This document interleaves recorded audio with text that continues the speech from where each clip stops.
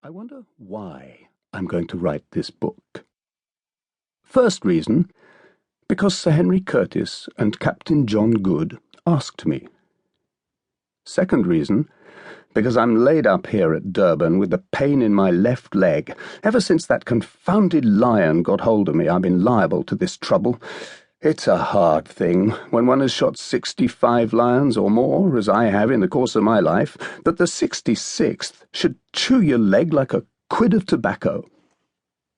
Third reason, because I want my boy Harry, who's over there in London studying to become a doctor, to have something to amuse him and keep him out of mischief for a week or so.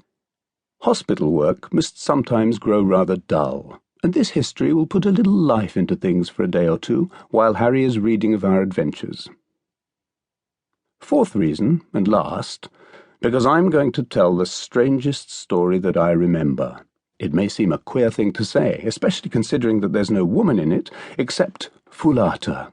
Stop, though. There is Gagaoola, if she was a woman and not a fiend. But she was 100 at least, and therefore not marriageable, so I don't count her. At any rate, I can safely say that there is not a petticoat in the whole history. Now to make us start. I, Allan Quartermain, of Durban, Natal, gentleman, make oath and say, somehow it doesn't seem quite the right way to begin a book. And besides, am I a gentleman? At any rate, I was born a gentleman, though I've been nothing but a poor travelling trader and hunter all my life. Whether I've remained so, I know not. You must judge of that. Heaven knows I've tried. I've killed many men in my time, but only in self-defence. I hope it will not be brought up against me when my clock strikes. Well, it is 18 months or so since first I met Sir Henry Curtis and Captain Good. It was in this way.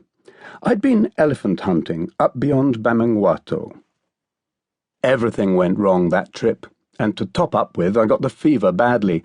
So as soon as I was well enough, I trekked down to the diamond fields, sold such ivory as I had, together with my wagon and oxen, discharged my hunters, and took the postcart to the Cape. After spending a week in Cape Town, I determined to go back to Natal by the Dunkeld, and that afternoon we weighed and put to sea. Among the passengers who came on board were two who excited my curiosity. One, a gentleman of about 30, was perhaps the biggest-chested and longest-armed man I ever saw.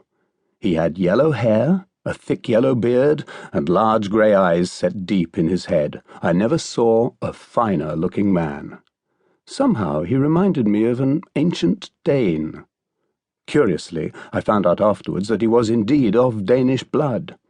Sir Henry Curtis, for that was the big man's name, reminded me strongly of somebody else, but at the time I could not remember who it was. The other man, who stood talking to Sir Henry, was stout and dark, and of quite a different cut. I ascertained that he was a naval officer. His name was Good, Captain John Good. He was very neat and very clean-shaved, and he always wore an eyeglass in his right eye. At first I thought he used to sleep in it, but afterwards I found that he put it in his trousers pocket when he went to bed, together with his false teeth.